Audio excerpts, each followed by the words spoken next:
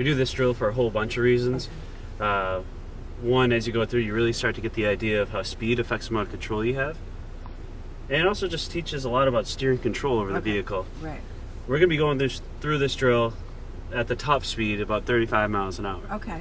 And what you're going to be doing is you're going to be making your turns this big. This is a big reason why we sit at 9 and 3 instead of 10 and 2. Right. Is so you can make this turn without getting your hands off the wheel. Okay.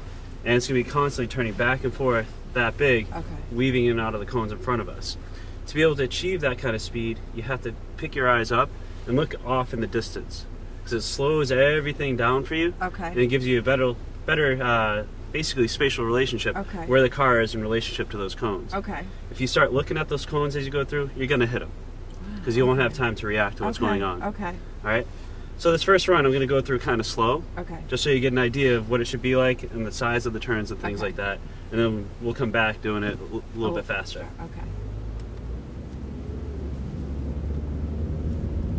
So when we approach, we're going to stay nice and wide. All right. Where we are now, so we can turn earlier and get right on the back side of that cone, and it's right back into the next turn. Look at the size of my turns as I'm going through. Okay.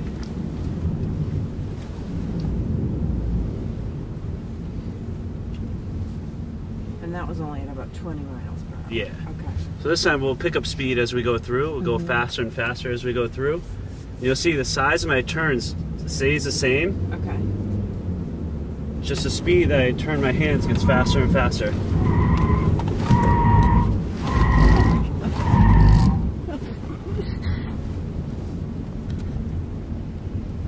Make sense? Yeah. All right. Was that 35 miles an hour? Yeah. Huge difference, right? Huge. Incredibly. It was, I think when we exited, it was probably about 37, but pretty much. I don't think I'm going to do as good. And that's why we do that, is we start to prove how a few miles an hour makes a big difference. So can I do the first run a little slow and then do the second? We're going to start you off real slow, and each run we're going to hopefully go faster and faster. Okay.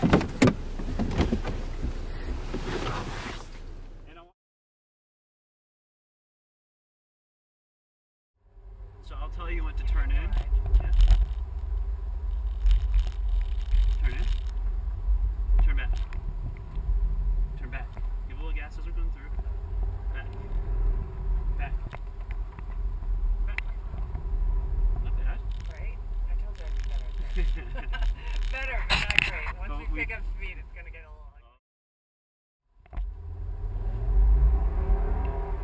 That's 30.